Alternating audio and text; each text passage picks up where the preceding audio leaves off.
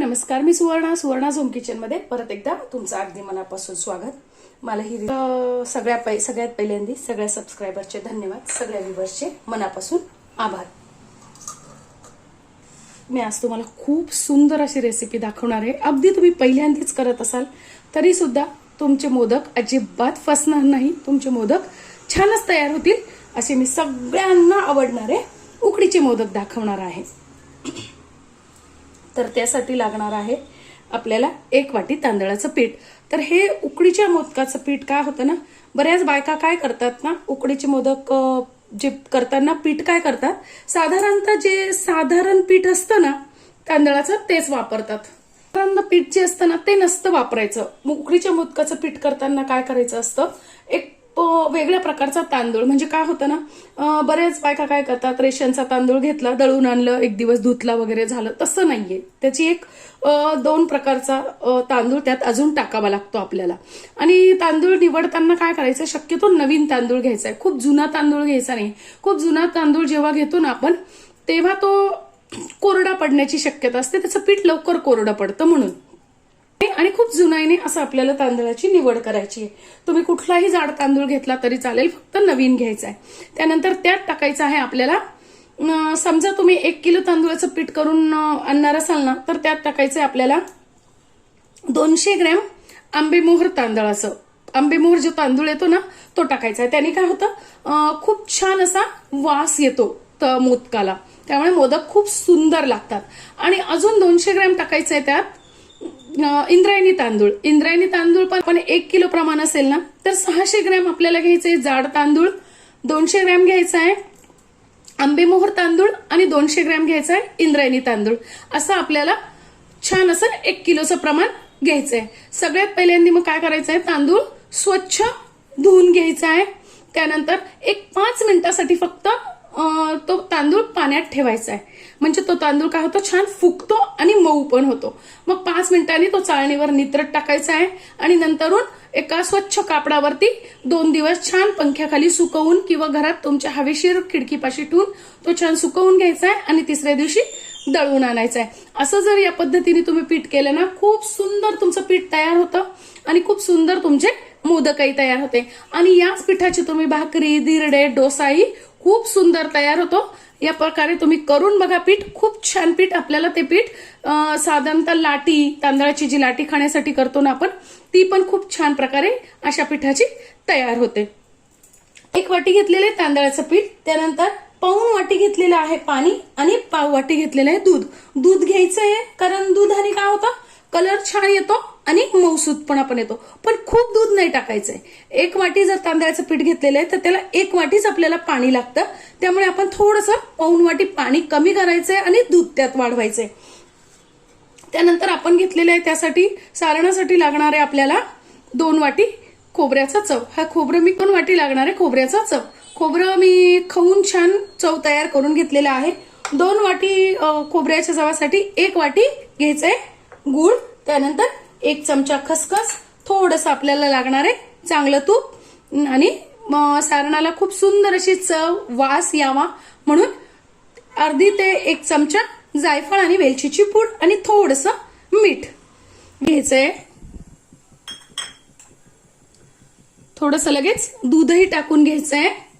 जितके तुम्ही पीठ घ्याल ना तितकंच आपल्याला दूध आणि पाणी घ्यायचंय, लक्षात घ्या. आता याला छान उकळी येऊ द्यायची. याला छान उकळी आली आहे, आपल्याला त्यात टाकून घ्यायचंय बघा 1च चमचा चांगलं तूप. चांगलं तूप टाकल्याने आपले उकड छान मऊसूद तयार होते.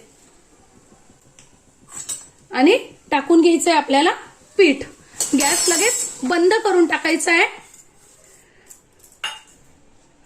आणि अगदी 1च चिमूट मी मीठ टाकलेलं आहे बघा या पद्धतीने. आणि छान अशी उकड, आता मी गॅस बंद केलेला आहे आणि मग उकड हलवतीये बघा या पद्धतीने. लाकडाचं आपलं उचटणं असेल लाकडाचं किंवा मग लाटणं असेल त्यांनी हलवतात, पण मी सांगेल असा चमचा घ्या. याने काय होतं, अजिबातही यात गुठळ्या होत नाही. छान अशी चमच्यानीच उकड आपल्याला गुठळ्या मोडून हलवून घ्यायची आहे. गॅस बंदच आहे.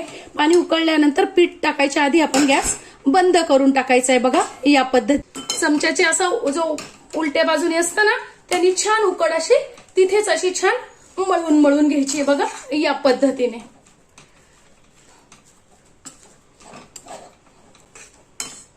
आता गॅस लावायचा नाही आपल्याला, असंच आपल्याला चमच्याचे हे सगळं काढून घ्यायचं आहे. चमचा त्यातनं काढून टाकायचा आहे अर्धवट, नाही तर मग झाकण लागतं आणि वाफ सगळी बाहेर निघून जाते. म्हणून काय करायचं आहे, चमच्या पिठातनं काढून घ्यायचं आहे.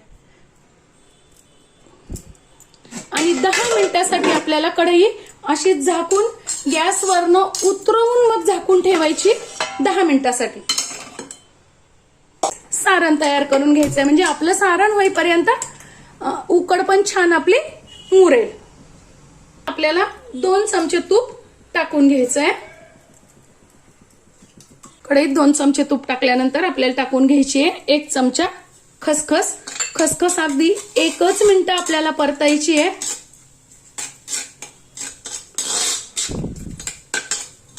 गॅस अगदी मीडियम आहे. आणि लगेच टाकून घ्यायचं आहे आपल्याला 1 वाटी गूळ.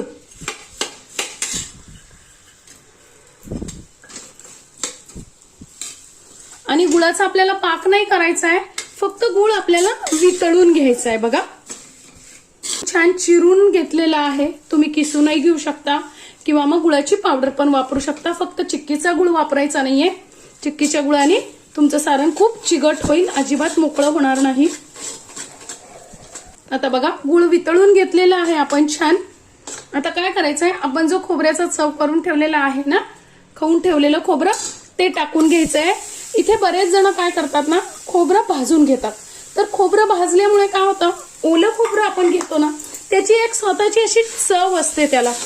तर ते ओलं खोबऱ्याची चव जी असते ना ती निघून जाते. त्यामुळे काय करायचं, शक्यतो मी तरी अशीच वापरते. त्यामुळे काय होतं, खूप सुंदर सारण लागतं आणि अगदी जेली सारखं लुसलुशीत आपला मोदक तयार होतो. त्यामुळे स्वतःची अशी एक चव असते, म्हणून मग भाजलं ना की ती चव निघून जाते. मग काय करायचं, आपण असंच खोबरं भाजून घ्यायचंय. गुळात थोडंसं ते गरम झालं की छान लागतं. आता बघा 2 ते 3 मिनिटच फक्त झालेले आहे. सारण पुष्कळसं कोरडं झालेलं आहे, पण अजून थोडंसं पाणी इथे आपण असं खोबरं बाजूला करून बघायचंय. तर थोडंसं पाणी येतंय, म्हणजे अजून 1 ते 1.5 मिनिटं आपल्याला सारण परतण्याची गरज आहे. खूप कोरडं सारण करायचं नाहीये, नाहीतर मोदक कोरडे होऊ शकतात आणि तुमचे मोदक फाटूही शकतात. आणि खूप ओलंही सारण ठेवायचं नाहीये, त्याने तुमच्या मोदकाला पाणी सुटू शकतं आणि मोदक फुटू शकतात. आता बघा, आणि अर्धा चमचा टाकून घेतेय वेलची आणि जायफळाची पावडर. वेलची जायफळाची पूड कशी करायची याची पण मी चॅनलवर व्हिडिओ अपलोड केलेली आहे, नक्की जाऊन बघा. पाणी पूर्ण संपलेलं आहे म्हणजे आपलं सारण तयार आहे. गॅस बंद करून टाकायचा आहे. त्या ताटात छान आपल्याला सारण पसरून घ्यायचंय. पसरवायचं नाहीये, गुळ असतो तो, गुळाचा खूप जास्ती चटका बसतो. चमच्याने असं पसरून घ्यायचंय. 10 मिनिटं झालेली आहे. किती सुंदर वाफ आलेली आहे आपल्या याला. हे बघा, अशी छान वाफ येऊ द्यायची आहे पिठाला. उकड आपली तयार झालेली आहे. अजिबात कढईला लागलेली नाही बघा. पीठ वाया जात नाही तुम्ही या पद्धतीने जर केलं तर.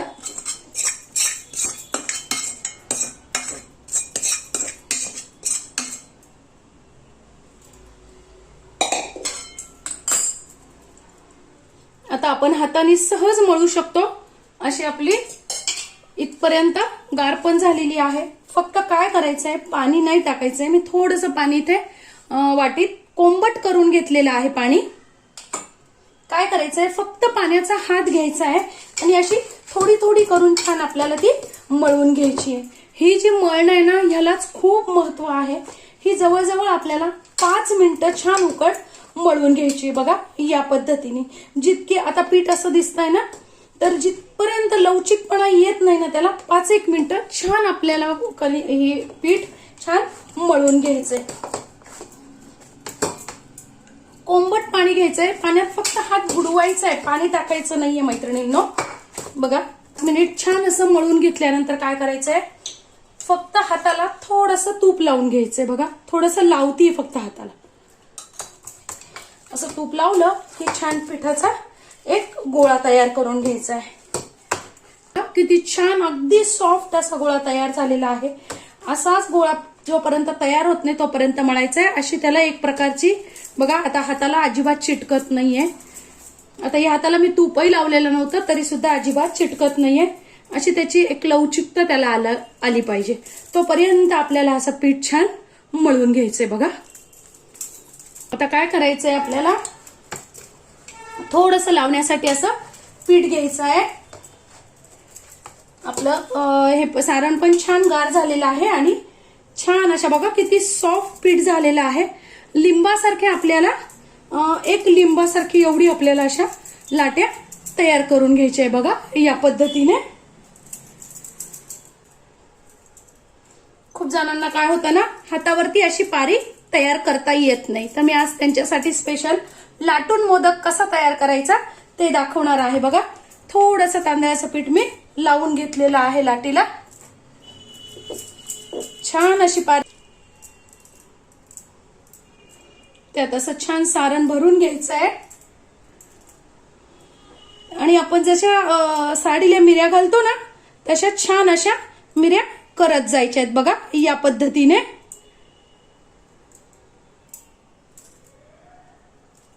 एक केळीचं पान घेतलेलं आहे. तुमच्याकडे जर केळीचं पान नसेल तर तुम्ही काय करायचंय, रोळी घ्यायची आणि रोळीला थोडंसं तेल किंवा तूप लावून घ्यायचंय. बघा या पद्धतीने. मी तुम्हाला असं हाताने पण एक मोदक बघा किती सुंदर तयार होतो. हाताने पण एक मोदक करून दाखवलेला आहे. असा तुमच्याकडे जर साचा असेल तर त्याने मोदक कसा करायचा ते पण दाखवते मी. बघा साचा घेतल्यानंतर त्याला काय करायचंय, पहिल्यांदा सगळ्यात थोडंसं तूप लावून घ्यायचंय म्हणजे मोदक चिटकत नाही खाली. पूर्ण लाटी त्याच्यात अशी घालून घ्यायची. बघा या पद्धतीने.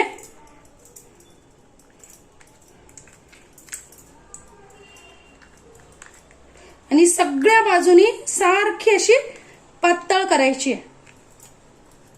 नाही तर मग काय होतं, एकाच ठिकाणी खूप पीठ लागलं जातं. असं नाही करायचंय आपल्याला. सगळ्या बाजूनी सारखी अशी करायची आहे.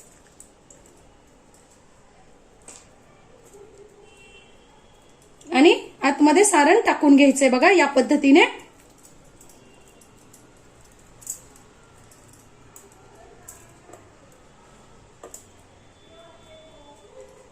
वरतून परत थोडंसं पीठ घ्यायचंय आणि छान असं दाबून घ्यायचंय. बघा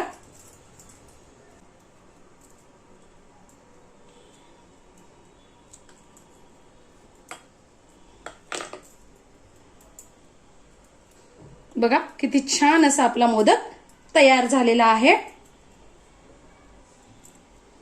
तिसरी अजून एक अगदी सोपी पद्धत मी तुम्हाला आज दाखवणार आहे, ती म्हणजे असं मूगडाळ. हे असं सगळ्यांकडेच असतं बहुतेक. काय करायचंय, त्याला पण थोडंसं असं तूप लावून घ्यायचंय. यानी खूप पटापट असे मोदक आपले तयार होतात. आणि काय करायचंय, लाटी घ्यायची आहे, मूगडाळ्यात टाकून घ्यायची आहे आणि बघा या पद्धतीने थोडंसं आधी तूप लावून घ्यायचंय आणि सगळ्या बाजूने एकसारखं प्रेस करायचंय.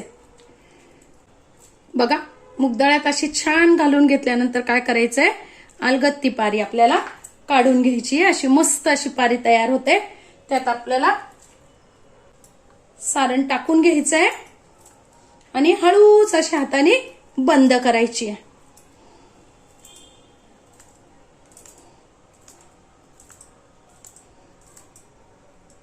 वरचं एक्स्ट्राचं काढून टाकायचंय.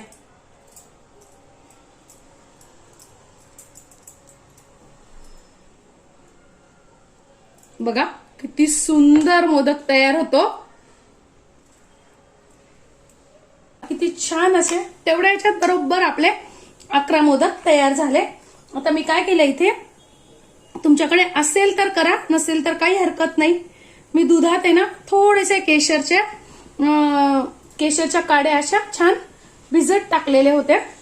ऑप्शनल आहे, असेल तर करा, नसलं तरी काही हरकत नाही. आणि थोडंसं असं केशर लावून घेतलेलं आहे. उकळलेलं आहे. आपल्याला काय करायचंय, 10 ते 12 मिनिटासाठी मोदक या ठेवून घ्यायचे. खूप वेळ नाही ठेवायचे, फक्त 10 ते 12 मिनिटासाठीच ठेवायचे, म्हणजे खूप कोरडे मोदक होत नाही.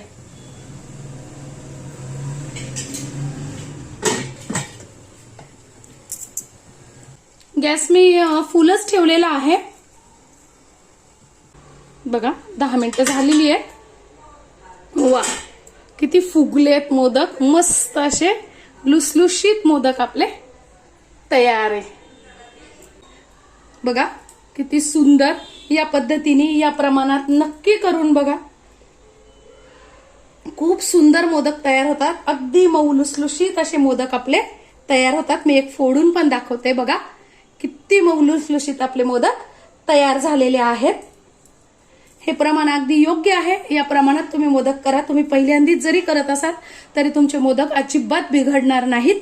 असे सुंदर मोदक आपले तयार होतात. माझी आजची व्हिडिओ तुम्हाला कशी वाटली कमेंट्समध्ये नक्की सांगा. चॅनलवर नवीन असाल तर चॅनलला सबस्क्राईब, लाईक आणि शेअर करा. धन्यवाद.